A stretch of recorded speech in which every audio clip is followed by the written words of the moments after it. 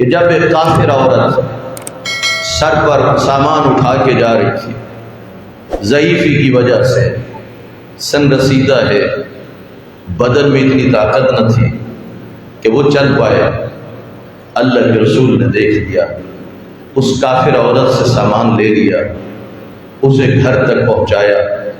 جب آپ پلٹنے لگے تو آواز دے کے کہتی ہے، بیٹا تو نے کیا میرے ساتھ بھلا اور میں بھی کرنا چاہتی ہوں آپ کے ساتھ بھلا۔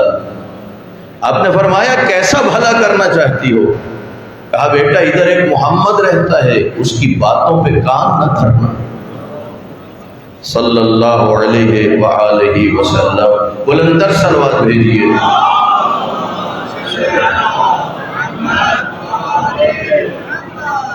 توجہ فرما رہے ہیں، اللہ کے نبی ناراض نہیں ہوئے، برا نہیں منایا۔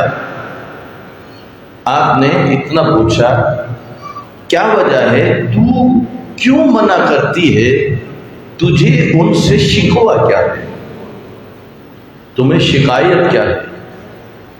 کہنے لگی مجھے اور کا کوئی شکوہ نہیں ہے اور کوئی شکایت نہیں ہے۔ کہا معاملہ یہ ہے وہ ایسے خدا کی طرف بلاتے ہیں جو آنکھوں سے دکھائی نہیں دیتا۔ اور فرما رہے ہیں اب تھک تو نہیں گئے، تھوڑا تھوڑا ذرا اپنے بیدار ہونے کا بھی ثبوت پیش کرتے رہیں۔ آپ جب کہیں گے نا ماشاءاللہ سبحان اللہ تو پتہ چلے گا کہ آپ بیدار ہیں۔ اللہ صلی علی محمد وآلہ۔ توجہ فرما رہے ہیں، اب اس نے کیوں یہ شکوہ کیا کہ آپ ایسے خدا کی طرف بلاتے ہیں جو آنکھوں سے دکھائی؟ کیوں کیا شکوہ؟ وہ جس گھر میں پیدا ہوئی، جہاں وہ پروان چڑھی، تو اسے یہی کہہ رہے تھے اس کے ماں باپ کہ یہ لات منات عزا یہی تمہارے خدا۔ اب اس کے ذہن میں دو باتیں آ گئیں کہ خدا وہ ہوتا ہے جو آنکھوں سے دکھائی بھی دے، اور خدا وہ ہوتا ہے جسے لمس بھی کیا جا سکے۔ اور اللہ کے نبی تو بلا رہے ہیں اس خدا کی طرف کہ جو آنکھوں سے نظر نہیں آتا، جسے لمس نہیں کیا جا سکتا۔ یہ ایک بڑا شکوہ تھا نا۔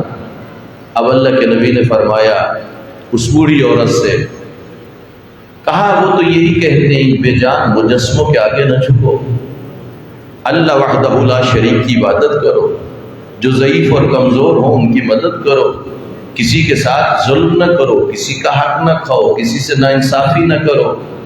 اے بوڑھی عورت جس محمد سے تو روکتی ہے وہی محمد تو تجھے تیرے گھر تک پہنچانے گا۔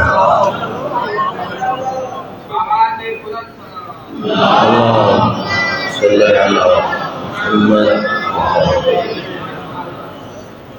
اب وہی عورت کو اتنا پیارا انداز ہے اللہ کے نبی کا، وہی عورت کلمہ پڑھنے پہ مجبور ہو، یا رسول اللہ آپ مجھے کلمہ پڑھائیے، میں اسلام کو قبول کرتی ہوں۔